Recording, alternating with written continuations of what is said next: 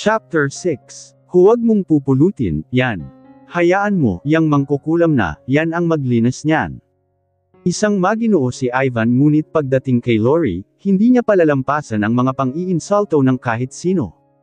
Kung ibang babae nga ay iginagalang at ipinagtanggol niya, lalo't higit pa kaya si Lori. Katulong siya dito, di ba? Isn't she supposed to clean up all this? Sabi ni Jen pagkatapos ay ngumisi. Kung naging lalaki lang itong si Jen, makakatikim sana ito ng sapak kay Ivan. Kaya lahat ng pagtitimpi ay binibigay niya kay Jen. She's no ordinary kasambahay here. This has been her home for 18 years and will soon be legally hers pag nakasal na kami. Aren't you taught by your parents to behave in someone's abode? Mahabang pahayag ni Ivan. He's always this calm and man of few words that he used to be. Ngunit ngayon, hindi niya mapigil ang sarili upang ipagtanggol si Lori. Ivan, hayaan mo na, natigilan silang lahat nang dumating si Max at walang sabi-sabing lumuhod upang pulutin ang mga bubog. Pagkatapos ay nilabas ang kanyang panyo para panasan ang natapong juice. Max, don't pigil ni Jen. Nakukonsensya siya dahil sinadya niya talagang basagin ang baso para pahirapan si Lori at asarin. Ngunit si Max ang samalo lahat noon kaya gusto niya itong pigilan. Ivan, ilayo mo na si Lori. Pasensya na sa nangyari. Huwag na natin gawing komplikado ang mga bagay, kalmadong sabi ni Max matapos linisin ang kalat. Pagtapos ay hinailan niya patayo si Jen. Halika na babe. Ihahatid na kita sa inyo. Some other day na lang kita ipapakilala sa papa at mama ko. Yeah. Much better kung huwag mo nang papapuntahin, yung girlfriend mo rito. Asek ni Ivan. Hindi nagustuhan ni Max ang tono at sinabi ni Ivan laban kay Jen kaya hinarap niya ito. Stop acting like a knight in shining armor, Kus. Ilang taon mong pinaghinte at pinaasa si Lori. Saka kumusta na nga pala kayo nung fiancé mo? Natahimik ang tatlong naroon na nakikinig kay Max. Lalo na si Lori, parang huminto ang pagtibok ng kanyang puso. Tama ba ang kanyang narinig? Napatingin siya kay Ivan, wala itong imek, mukhang guilty. Hinawakan ni Ivan ang kamay ni Lori at humingang malalim. That was already settled, baby. Wala na yun. Kaya nga ay nandito ngayon, paliwanag ni Ivan. Lalong hindi makapagsalita si Lori dahil totoo pala ang sinabi ni Max. May fiancé ito. Kaya pala hindi mo ko tinatawagan. Kaya pala wala kang pakialam sakin kung naghihintay ako rito tinatawagan kita. Hindi ako nagkulang. Si Max, ayaw niyang sagutin mga tawag ko. Ako, paanong hindi ko sasagutin? Nasasaktan ako para kay Lori nang sinabi mong may babaeng pinagkasundo sa'yo ang mama mo, sabat ni Max. Pero wala na nga, yun, naayos ko na sana pala hindi ko na sinabi sa'yo dahil bantay sa lakay ka, at Angina. Ako pa may kasalanan, nagsimula nang magsisigaw ang dalawang dalaga nang nagkakainitan na sila Ivan at Max. Kanya-kanyang hawak kina Max at Ivan ang dalawang dalaga para sila maawat dahil malapit na silang magsuntukan. Get lost. Ako pa rin ang rightful owner nitong hasyenda. At ako lang ang may karapatan kay Lori, asek ni Ivan. Ivan, saway ni Lori. Hindi niya alam kung bakit ganoon ang sinabi ni Ivan. Saan galing, yun? Hindi pa siya nakaka-move on sa sinabi ni Max na fiancé ni Ivan. You don't have to brush that in my face. Wala naman akong pakialaman sa mga ari-arian mo. Gusto ko lang, maging masaya si Lori. To get what she deserves, sabi ni Max at hinaila na si Jen paalis ng hasyenda. Nang makaalis na sina Max at Jen naiwan sina Lori at Ivan. Kapwa sila tahimik, nagpapakiramdaman kung sino ang unang magsasalita. Humingang malalim si Lori dahil mukha naman walang balak magpaliwanagan si Ivan. Kaya iniwan niya na ito at pumunta na sa kwarto. Bahala na kung pag-alitan man siya dahil hindi pa niya nagagawa ang mga gawain sa kusina. Ang gusto lang niya ay humiga buong gabi sa kanyang kama at matulog. Ngayon niya naramdaman ang lahat ng pagod. Lori, please, let me explain. Let me clear things out. Buksan mo, pakiusap ni Ivan habang kumakatok sa pinto. Alam ni Lori na hindi ito titigil hanggat hindi niya ito pinagbubuksan. Kaya pinagbuksan niya ng pinto si Ivan. Hindi na siya nakapagsalita pa nang bigla na lang siya binuhat nito at dinala sa kama. Walang humpay na naman siyang pinaghahalikan ni Ivan. Paano siya manlalaban kung siya mismo ay nasa sabik sa mga labi nito? Hinahanap-hanap na niya agad ang halik nito. Napawi agad ang mga agam-agam niya kay Ivan. Nakakarupok pala ang halik. I love you, Lori. Alam kong kailangan kong magpaliwanag, sabi ni Ivan na halos pabulong na. Please tell me, you love me too. Na kahit anong mangyari o anuman ang nagawa ko, you will still keep on loving me. Tahimik pa rin si Lori, kinabahan siya bigla sa sinabi ni Ivan. May ginawa ba itong hindi niya magugustuhan? Napabangon siya at napaupo ng tuwid. May naging babae ka sa States. May nangyari sa inyo. May nabuntis ka. Sunod-sunod ang tanong ni Lori. Wala, hindi ako ganyan, baby. Agad na kinuha ni Ivan ang kamay ni Lori at inilagay sa kanyang dibdib. Virgin din ako. Ikaw lang. Pero napapigil ng hininga si Lori nang marinig niya ang pero. Pero sinusubok yata talaga tayo ng tadhana. When I was in the States, may pinagkasundo sa akin na ipakasal. Anak siya ng pinsan ni Daddy. Napalukot ang mukha ni Lori, hindi niya lubos maisip ang sinabi ni Ivan. Tama ba ang pagkakarinig niya o mali lang ang pagkakaintindi niya? You mean, second cousin mo ay fiancé mo? Ha, hindi ba kasalanan, yun? Yeah. Pero ganito kasi, adopted lang kasi ng aunt ko, yung anak niyang, yun. So, hindi talaga kami magkadugo, paliwanag ni Ivan. Napatango na lang si Lori. Kahit papaano ay nabunutin siya ng tinik. Anong nangyari? Nag-kiss ba kayo? Binuhat mo rin hiniga sa kama, Lori. Sinabi ko na, wala, basta wala. Magtiwala at maniwala ka sa akin. I just told my mom, my aunt, and that girl that I already have someone waiting for me. Hindi ko mahal yun, kaya huwag na nilang ipagpilitan sa akin. Dahil ikaw lang ang mahal ko, mahabang tura ni Ivan at nagsimula na naman siyang mag-init. Hinubad niya ang kanyang t-shirt at hinalikan ang leeg ni Lori. Baby, huwag. Let's keep our purity till we get married. Sayo ko lang naman ipagkakaloob ang sarili ko, sabi ni Lori na bagamat pinipigilan si Ivan ay nadadarang na rin ng init. Masyadong mapusok si Ivan. Hayok na hayok sa kanya. Hindi na nga niya namalayan na hinubad na rin ito ang kanyang t-shirt. Ivan, amoy kusina na ako, nahihiyang sabi ni Lori. Kahit amoy bubong ka pa, baby.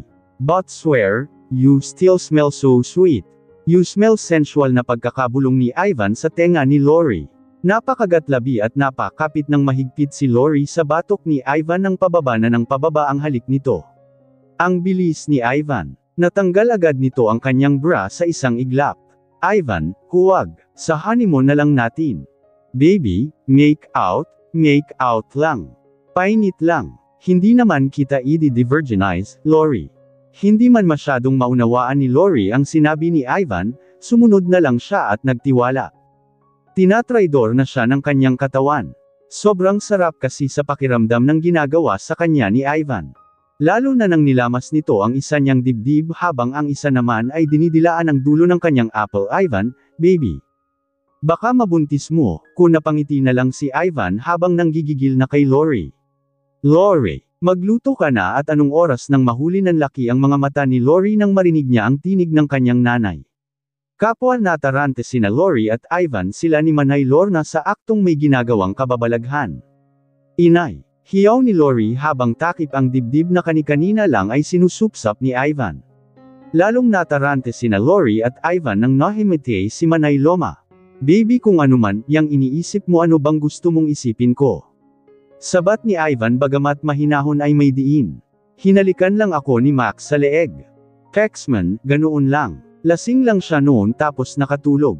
Paggising namin katabi na namin sina Doña Liza at Inay. Akala nila may nangyari sa amin pero maniwala ka, wala talaga. Nakabusangot pa rin ang mukha ni Ivan. Mahirap man paniwalaan na walang nangyari, tiwala na lang siya sa sinabi ni Lori. Bakit? May fiancé ka, di ba? Ano rin iisipin ko, buwelta naman ni Lori. Kung alam mo lang kung anong paghihirap ko sa States, Lori. Lahat ginawa ko makakawala lang sa imperyong buhay na, yun. Sigaw ni Ivan at nanlilisik ang kanyang mga mata. Kasabay noon ay ang pagpatak ng kanyang luha. Biglang natahimik si Lori. Bakit? Anong nangyayari kay Ivan? Parang may matindi itong dinana sa Amerika na hindi nito sinasabi. Napahawak sa lelayan ng damit ni Ivan si Lori at nakipagtitigan sa mga mata nito na puno ng takot, galit, at hindi mawaring emosyon. Bakit? Anong nangyari? Panipik. Nothing. Garalgal ang tinig ni Ivan tila may kinakatakutan. Niyakap siya ni Lori at dito na bumuhos ang luha ni Ivan. Mahigpit ang kapit nito sa kanyang baywang at basang-basa na ang dibdib niya ng mga luha nito. Parang 5 taong gulang na umiiyak si Ivan. Hindi man siya maunawaan ni Lori kung bakit biglang naging ganoon ang asta niya, pilit na lang niya itong uunawain. Hinimas-himas niya ang malambot nitong buhok na ubod ng itim. Kung ano mang masamang pinagdaanan nito sa States, hayaan niyang ipagtapat na lang sa kanya ni Ivan ito ng kusa. Mahal mo ba, ko, Lori? Tanong ni Ivan na puno ng kalungkutan. Mahal na mahal. Ilang sandali din ang ginugol nila para pahupain ang tensyon at damhin ang presensya ng bawat isa. Humiga si Ivan sa kondongan ni Lori at hahaplosan ng dalaga ang kanyang buhok hanggang siya ay makatulog. Na-miss ito ni Ivan, madalas nila itong ginagawa noong mga bata pa sila. Ivan si Lori na ang bumasag sa katahimikan, bakit? Sagot ni Ivan habang nakapikit dahil ilang sandali na lang ay makakaidlip na siya sa kondongan ni Lori. Pwede bang nahihiyang tanong ni Lori? Ano? Patuloy pa rin na nakapikit si Ivan. Pwede bang huwag na tayong magsabay papuntang school? Saka pauwi. Magko-commute na lang ako. Dito na napamulat ng mata si Ivan at muntikan pang ang mapabalikwas kung hindi lang siya sarap na sarap sa pagkakahiga sa kondongan ni Lori. Bakit? Halos pasiga na tanong ni Ivan. Wala naman.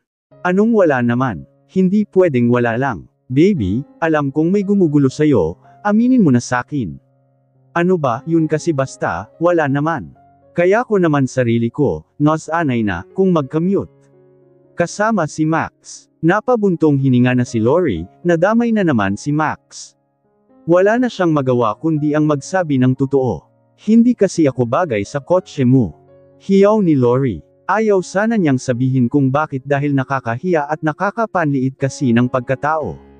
Masakit kasi na sa tuwing siya'y bababa ng kotse ni Ivan, may mga bulong at mainit na mga mata na nakatingin.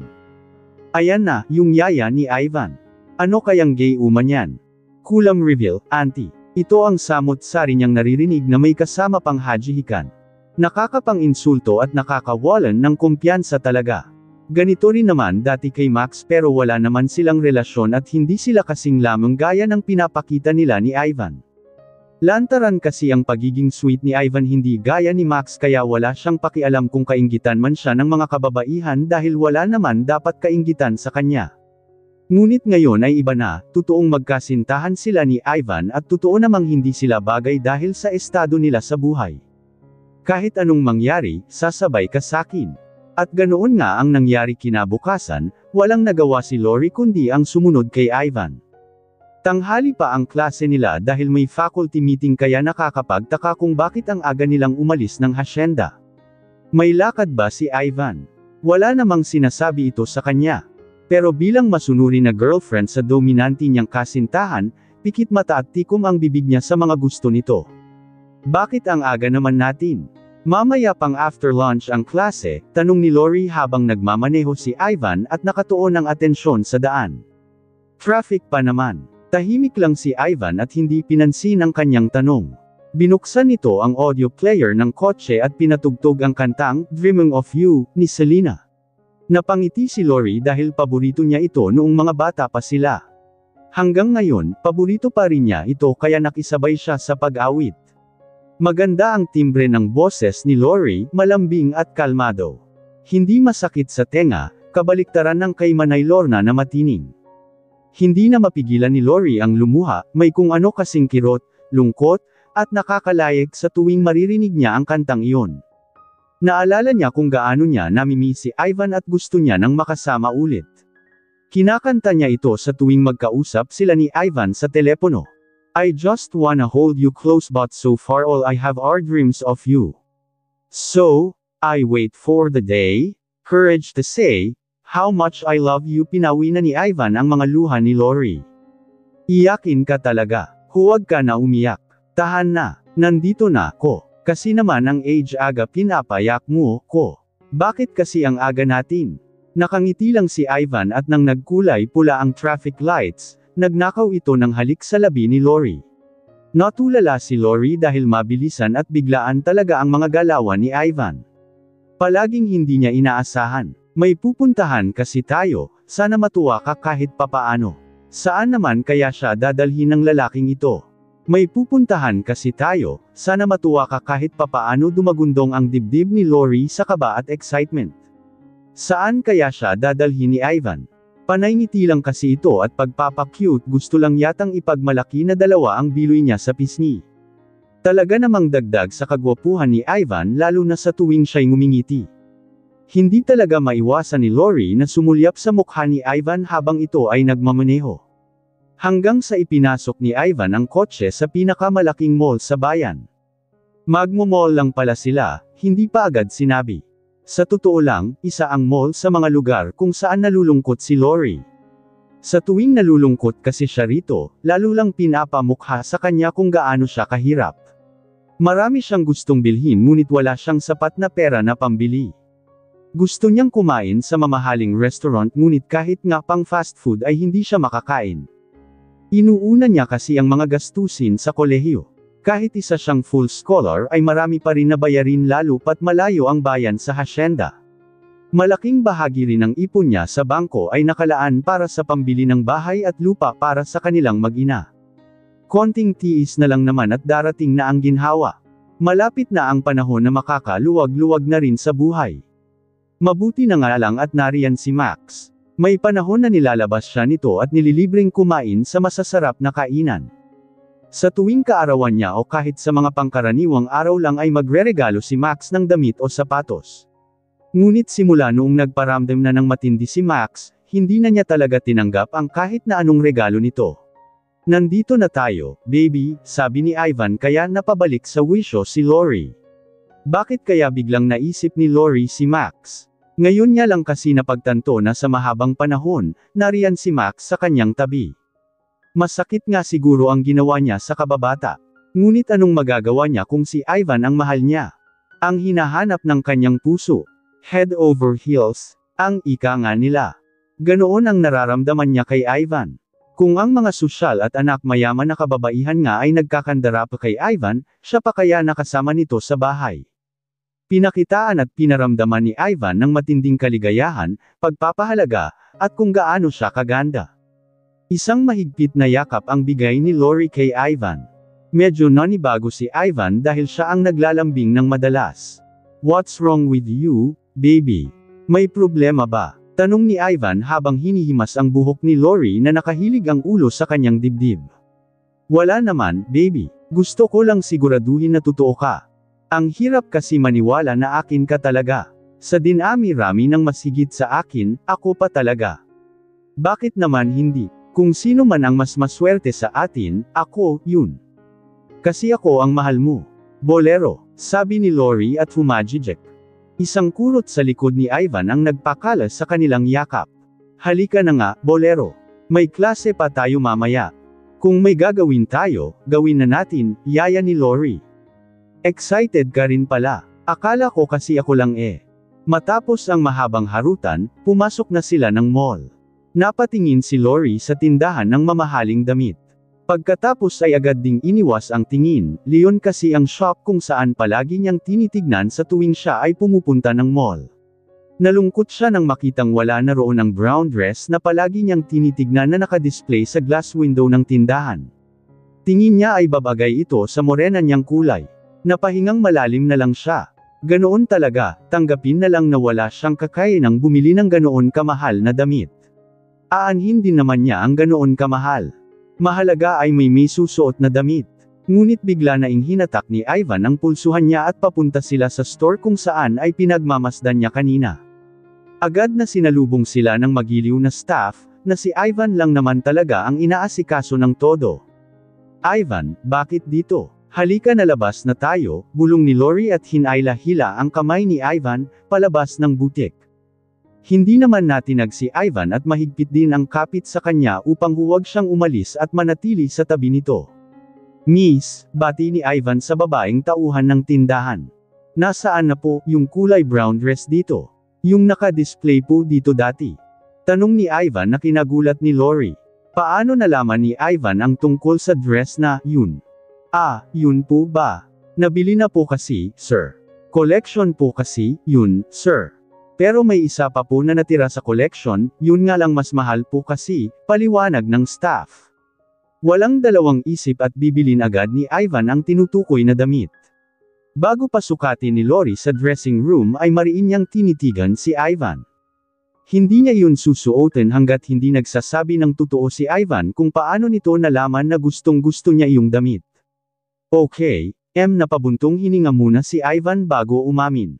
Si Max ang nagsabi. Nag-usap na kami ng masinsinan. Lalaki sa lalaki. Suko na raw siya sa'yo. Kahit anong gawin niya ay hindi kanya makukuha. Huli niyang hinabilin sa akin yung mga napansin niyang gusto mong bilhin na hindi niya mabibili dahil alam niyang hindi mo naman daw tatanggapin. Mahabang paliwanag ni Ivan at natuwa naman si Lori na may bahid ng lungkot dahil nasaktan niya talaga si Max.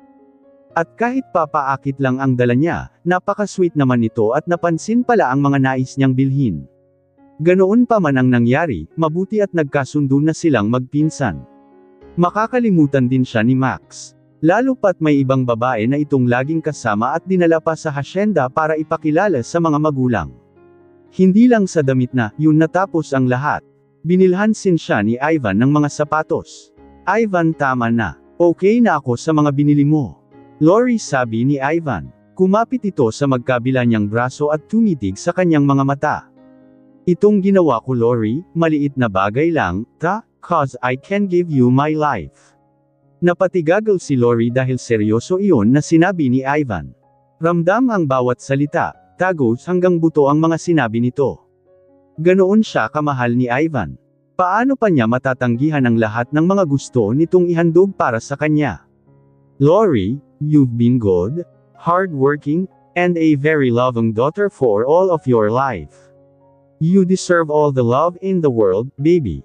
Gusto pa nga sana kitang ipasalon, facial, etc. But as I look at your pretty face, you don't need a makeover.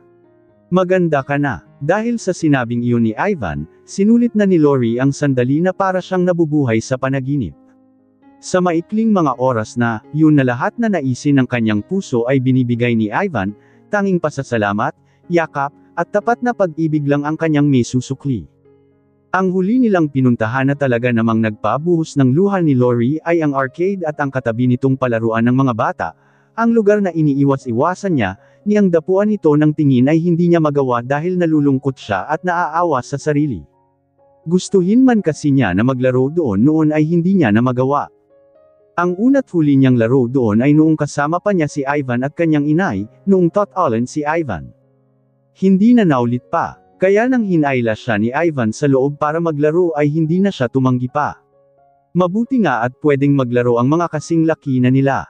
Iba talaga ang nagagawa ng charm ni Ivan, pinayagan silang makapaglaro doon. Parang bumalik sila sa kanilang pagkabata. Walang ibang iniisip kundi ang maglaro at magsaya. Walang problemang inaalala. Habang nakahiga sila sa mala swimming pool na punong-puno ng mga bola, matapos mag-holocakan ay natahimik si Lori ngunit abot tenga ang ngiti. Hinawakan niya ang kamay ni Ivan. Salamat, baby. Matagal-tagal din palang puro pag-aaral. Kusina, at sagingan ang inisip ko, halos buong buhay ko, doon ko lang ginugol. Ivan, gusto kong mangarap kasama ka. Sana huwag mo na ako ulit iiwan. Isang pisil sa kamay ni Lori ang tanging tugon ni Ivan. Pagtapos noon ay dumiresto na sila ng campus at maghapon ang klase kaya gabi na sila nakauwi. Isinabay na ni Ivan sila Max at Jen dahil papunta rin ang dalawa sa hasyenda. Itutuloy na ni Max ang naudlot na pagpapakilala kay Jen sa kanyang mga magulang. Biglang nag-iba ang ihip ng hangin dahil naging magiliw na rin si Jen kay Lori. Kaya lang naman masama ang pakikitungo niya kay Lori dahil nagseselos siya. At ngayon na mukhang seryoso na si Max sa kanya ay wala na siyang dahilan para magalit pa kay Lori. Pagdating nila sa hasyenda may nauna na palang mga bisita. Napatigagal si Ivan at natuod sa kanyang kinatatayuan. Para siyang nakakita ng multo. Aunt Gloria mahina niyang sambit. Napahawak siya sa kamay ni Lori nang mahigpit nang makita niya ang isa pang babae na katabi ng kanyang tiyahin. Fellas bulong din niya at parang binagsakan siya ng langit at lupa. Pagdating nila Ivan sa hasyenda, hindi siya makapaniwala na dumating din ang pinsan ng kanyang yumaong ama. Si Gloria o Glory kung tawagin ng karamihan. Nasa edad 50 na ang Donya. Tipikal na itsura ng mga Montero na mukhang Espanyol. Prominent, edukado, at mukhang kagalang-galang. Pumanaw na si Don Lando noong nakaraang taon na dahil na rin sa samut-saring komplikasyon gawa ng katandaan. Kaya isang taon din ang lumipas at nakahanap ng Amerikanong balo na kasing tanda rin ni Doña Bettina na makakatuwang niya sa buhay at nagpakasal sila. Kaya ngayon ay doon na ito nanirahan at wala nang pakialam sa hasyenda. Naiwan kay Annalisa ang buong karapatan sa pamamahala ng hasyenda at lahat ng ari-arian ng mga Montero. At dahil magaling, matalino, at masipag si Rodel, sly ang punong abala sa pamamalakad ng buong ari-arian ng Montero. Nagiging patas lang din naman si Rodel kaya ngayon pa lang ay sinasanay niya na si Ivan sa lahat ng pasikot-sikot sa pamamalakad ng hasyenda. Batid naman ni Rodel na si Ivan ang herdero dahil siya ang unico iho ni Don Lando. Si Ivan ang legal na tagapagmana. Maliit na porsyento lang ang naiwan kay Max gayon din sa iba pang kamag-anak ng Don. Marami pa pala kasing naiwan si Don Lando na nilihim nito sa lahat at tanging sa abogado lang nito sinabi. Kaya ang kalahating parte ng hasyenda at plantasyon na nabili ni Rodel ay maliit lang pala na bahagi ng ari-arian ni Don Lando. Ganoon siya kay aman at kagaling. Ilang taon na lang din at si Ivan na ang magiging makapangyarihan sa buong hasyenda at siguradong sa buong Central Luzon. Magiging sanggang dikit na rin niya ang mga politiko, mga kapulisan, at mga naglalakihang businessmen. Hindi malayong magsisidatingan ang mga Montero upang kamkamin at kuhain ang naiwan na ari-arian ni Don Lando. Isa na rito si Gloria. Kinaibigan niya si Doña Bettina para yutuan para sa kanyang sariling interes. Nilason niya ang isip ni Bettina at samut-saring sulsol para mapasa kanya ang hasyenda. Mababait ang mga Montero, sadyang si Gloria lang ang naligaw ng landas. Siya ang gustong kumamkam ng hasyenda at plantasyon. Hindi makontento kahit na maalwan na ang buhay sa Italia at nakapang-asawa rin ng matandang balo roon at pinamanahan siya ng limpak-limpak na salapi bago ito pumanaw. "What are you doing here, Aunt Gloria?" Inulit ni Ivan ang pagbati niya. Sa pagkakataong ito, hindi nagaralgal ang boses niya at mayroon ng diin. "Is that my nephew, Max? What a handsome young man." Bati ni Gloria at hindi pinansin si Ivan. Nakipagbeso kay Max at sa katabi niyang si Jen. Bigla na lang itong nag-iiyak at nagdrama. Malayo-layo noong nasa States pa sila. Mapagpanggap sa isip-isip ni Ivan. Hindi niya na matagalan ang presensya nito kaya binalaan niya na si Max. "Max, iuwi muna si Jen, some other time mo na lang siya ipakilala kina Uncle Rodel at Aunt Liz," maautoridad na sabi ni Ivan kay Max. "Kus, nandito na kami, mauudlot na naman." "Ivan, bakit ganyan ka makipag-usap kay Ate Glory?" Sabat ni Annalisa na kaka-rating lang galing kusina. Natahimik saglit si Ivan, marami siyang gustong sabihin pero hindi sa harapan ng ibang tao. Kailangan niyang sarilinin sa ngayon ang nararamdaman niya. Kailangan niyang magpigil. "Kus, isang beg. May mahalagang sadya si Aunt Gloria kaya siya nandito. Ako na mismo magpapaliwanag sa'yo pag uwi mo." Wala nang magawa si Max kundi pagbigyan ang hiling ng pinsan. Kita niya sa mga mata ni Ivan na kailangan niya itong sundin. "Ma, mauna na kami, sa susunod ko na lang ipapakilala sa inyo ni Papa si Jen ng formal," sabi ni Max sa kanyang ina at hinatid na ang nobya pauwi. Naiwan sa sala sina Ivan, Annalisa, Rodel at ang bagong dating na si Gloria. Naroon din ang anak-anakan nitong si Fellas. "Baby, may pag-uusapan lang kami," bulong ni Ivan kay Lori habang hawak-hawak niya ang kamay nito na ibig sabihin ay pumunta muna siya ng kusina o kaya sa kwarto. Kanina patahimik si Lori, pinagmasdan ang bagong dating na babae na tinawag ni Ivan na Fellas. Ito ba ang sinasabi ni Ivan na fiancé niya? Na ipinagkasundo sa kanya? Mukhang magkakasing tanda lang sila. Hindi moari ni Lori ang nararamdaman habang pinagmamasdan ang Fellas na, yun na pirming nakaupo sa solong sofa. Napakaganda ng poster. Parang hindi man lang natama ng sikat ng araw at nakaranas na maghugas ng pinggan sa ganda ng mapuputi, makinis na kamay, at siguradong napakalambot din. Ang ganda kasi ng kuko nito na mahaba at may disenyo pa. Alaga sa manicure. Gayon din marahil ang sa paa nito, mapupula-pula pa.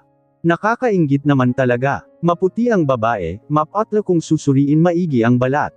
Makinis. Mukhang Japanese doll. Ang totoo niyan, malaki ang pagkakahawig nila, maputi lang ang babae at payat. Mukhang sakitin at mahinhin. Malamlam ang mga mata na parang malulungkot ka rin kung titignan mo, yun.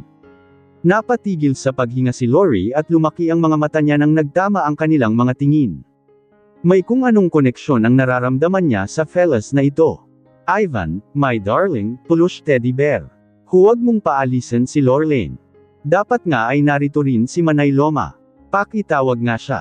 Call her, come on. Utos ni Gloria at pumalakpak patanda ng pinamamadali niyang ipatawag si Manay Lorna. Nagtaka si Lori kung bakit kilala pala siya ng tiyahin ni Ivan at tinawag pa siya sa tunay niyang pangalan na kaunti lang ang nakakaalam. Agad din namang dumating si Manay Loma sa sala kung nasaan naroon ang lahat. Nagtataka siya kung bakit din siya kailangan sa usapang pamilya ng mga Montero. Wala naman siyang ginagawang masama. Marami man siyang nalalamang lihim ng angkan ni Don Alejandro ngunit tikom ang bibig niya. Wala siyang maisip na malalim na dahilan kung bakit siya pinatawag. Glory. Gulat na bati ni Manay Lorna nang makita si Gloria. Yayakap na sana si Gloria ngunit iniwas ni Lorna ang sarili niya. Nahiya siya sa suot at amoy niyang pangkusina. Kilala niya si Gloria, magkababata rin sila at matalik na magkaibigan hanggang sa ipinanganak niya si Lori at nang gabi ring, yun ay biglang nawala si Gloria, bumalik na ng Italia.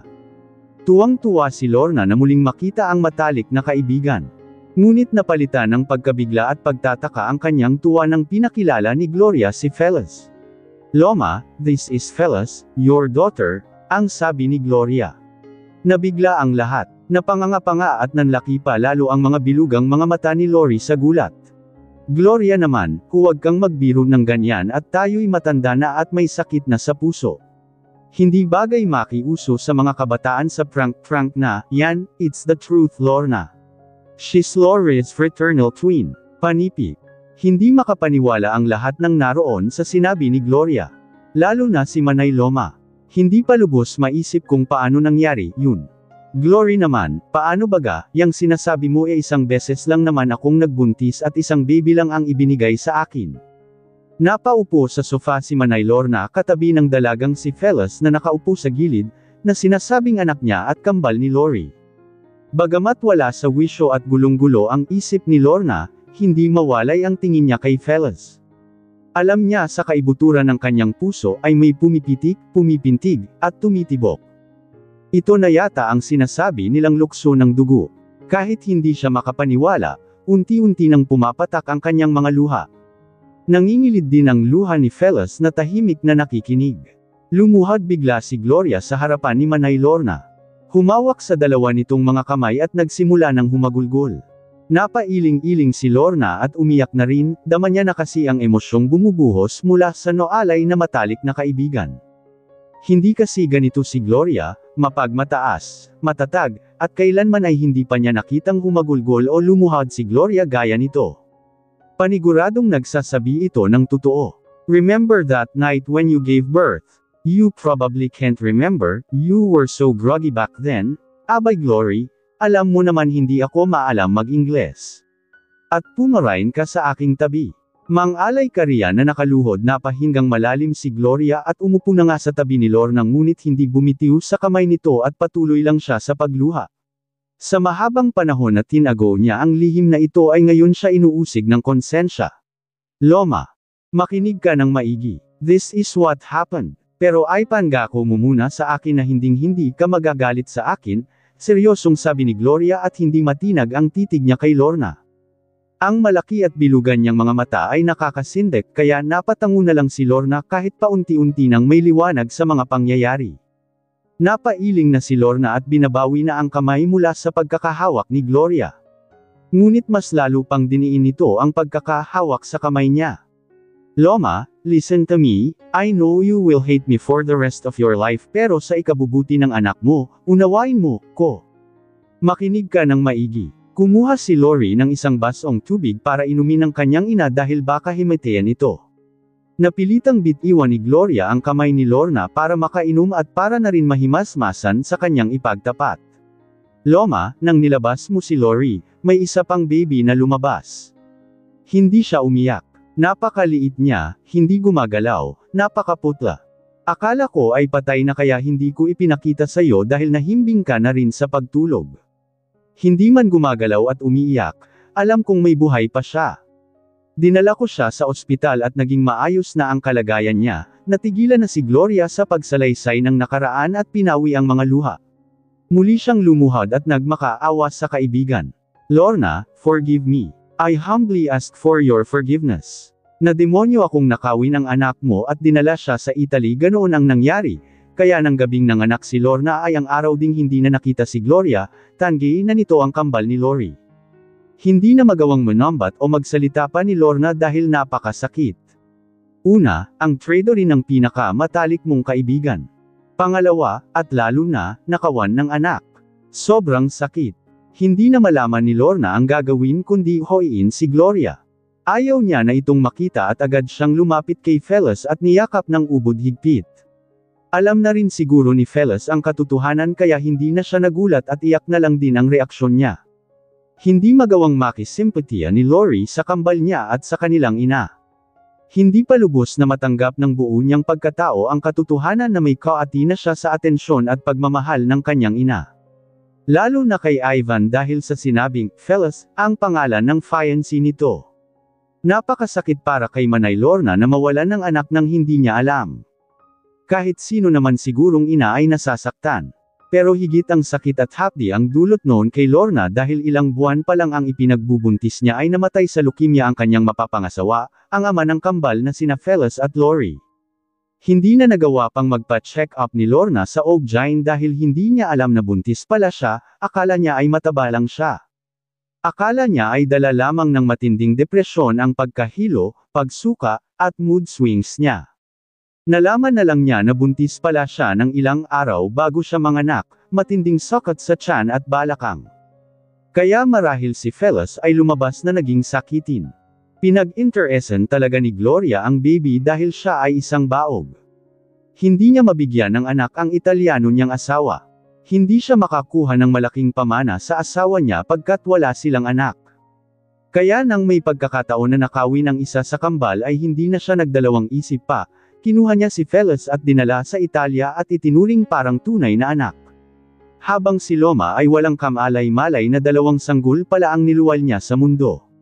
Masyadong malakas ang epekto ng anesthesia sa kanya at hirap na hirap siya ng gabi na iyon kaya hindi niya na alam ang naging kaganapan dahil lahat ay minapula ni Gloria. Bakit? Bakit ngayon mo lang sinabi? Ano pang dahilan mo? Ngayon ka lang inusig ng konsensya mo ha Gloria? O kung may konsensya ka pa ba? Alam kong mapagmataas ka, inggit era, masamang ugali.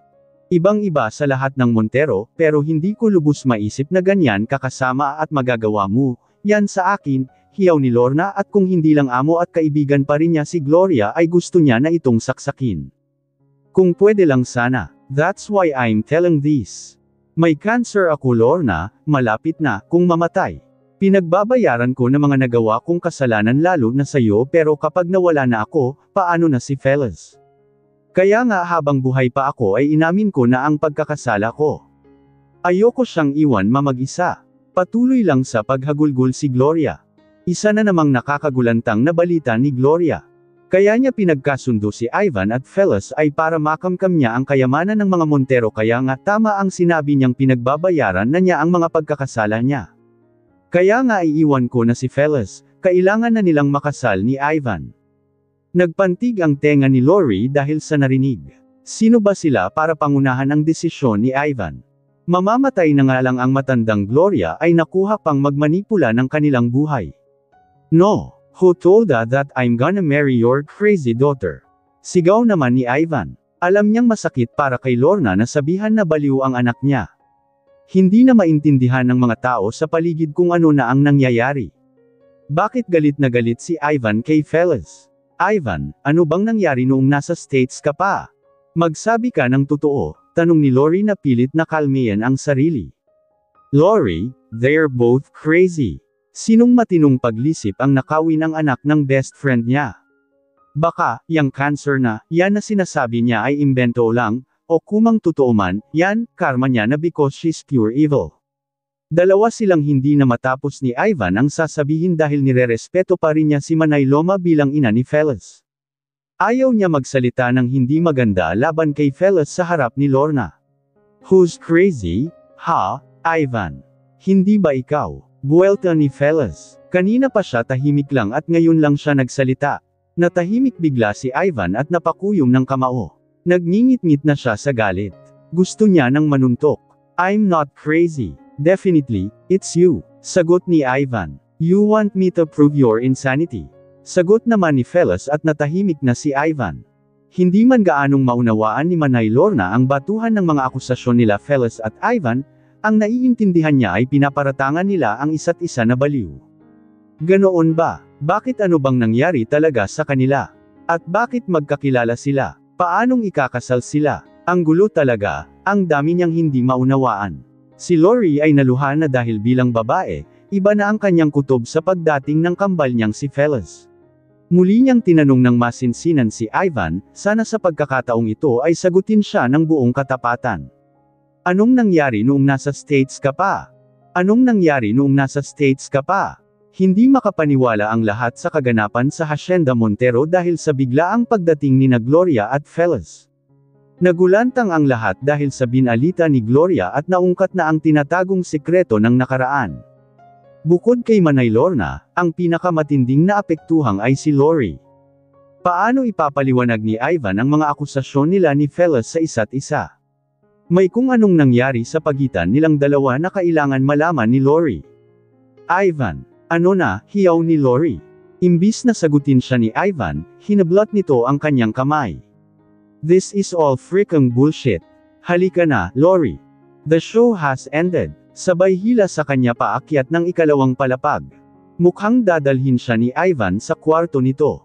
Nasa unang palapag doon sa maid's quarter ang kwarto niya kaya malamang sa kwarto ni Ivan, doon sila mag-uusap. Mag-uusap nga lang ba? Nagsimula ng kumabog ang dibdib niya ng matindi. Lalo na nang marating nila ang kwarto ni Ivan at nilock na nito ang pinto.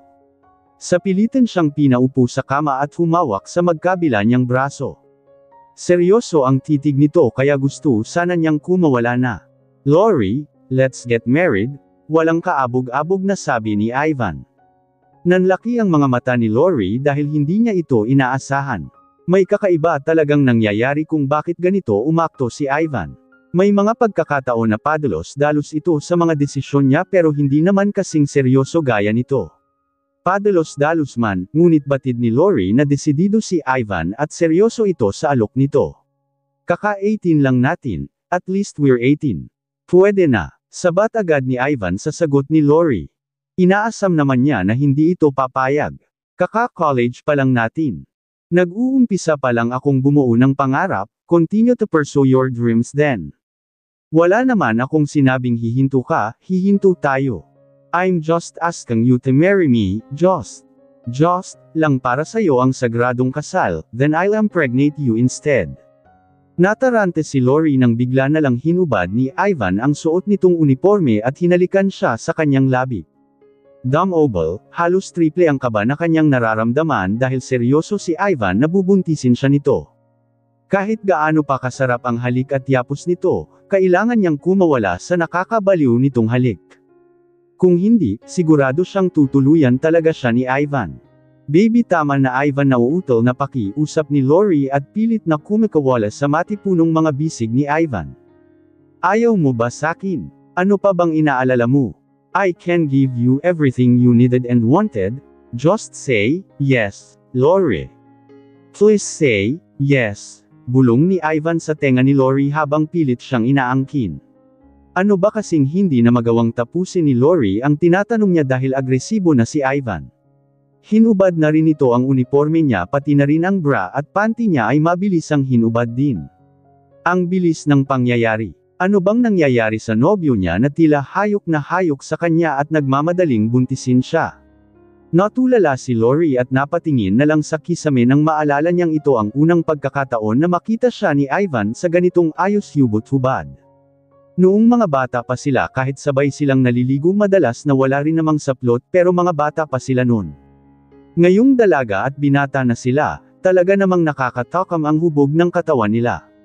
Ang hirap na magpigil at parang ang sarap magpaikop sa mga bisig ni Ivan at magpatianod sa nakakalunod nitong mga halik. You're alluringly gorgeous, Lori-Ann. I've already seen a lot of women. Plenty of them. But you stood out. Ikaw lang ang gusto ko, Lori. Ikaw lang nakakapagpayapa sakin. I guess, I can't live without you. Mahabang sabi ni Ivan matapos niyang titigan ang buong katawan ni Lori na walang anumang saplot. Namula ang buong mukha ni Lori dahil sa sinabi ni Ivan. Kitang-kita niya kung gaano siya nito pinagnanasaan. Napatikip siya sa kanyang dibdib, pagkatapos ay sa kanyang pagkababae naman. Hinablot ni Ivan ang dalawa niyang pulsuhan at idiniin sa kama. Napalunok na lang siya sa kaba at tensyon na nararamdaman. Namumuo na ang pawis niya sa noo. Kukunin na talaga ni Ivan ang iniingat-ingatan niyang virginity.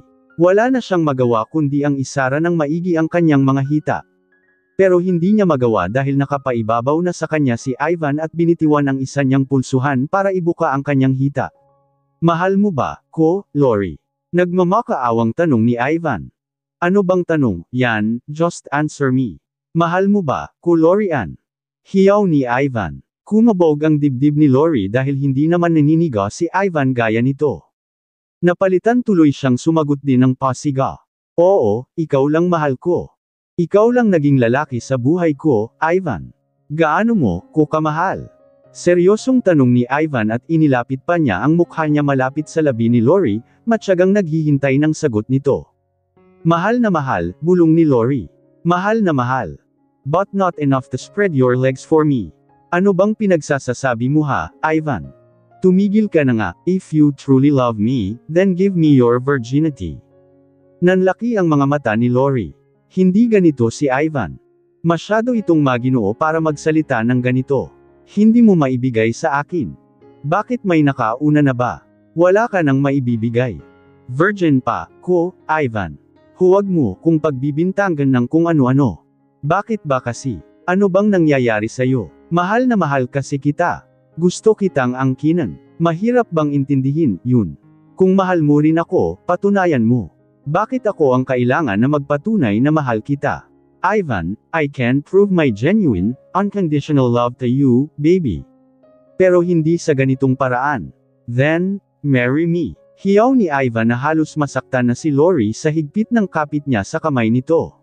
Oo na, I'll marry you. Panipik.